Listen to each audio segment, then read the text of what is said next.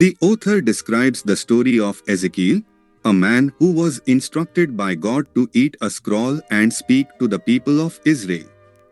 He was sent to a people of Israel who were hardened and obstinate, but the Lord made him unyielding and hardened. He then instructed Ezekiel to speak to his people in exile and tell them what the sovereign Lord said. Ezekiel was lifted up by the Spirit, and he heard the glory of the Lord rise from the place where it was standing.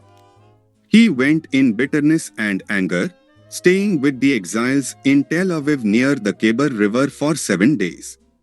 At the end of 7 days, the Lord told Ezekiel that he had been made a watchman for the people of Israel and warned them of the consequences of not warning wicked people and dissuading righteous people from their wicked ways. The Lord also warned that if a righteous person turned from their righteousness and did evil, they would die for their sin, and the Lord would hold them accountable for their blood. However, if they warned the righteous person not to sin, and they did, they would live because they took warning, and Ezekiel would have saved himself.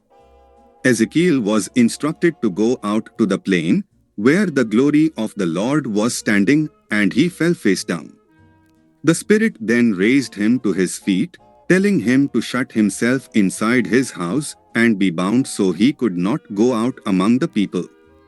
He would make his tongue stick to the roof of his mouth to prevent him from rebuking them, as they were rebellious.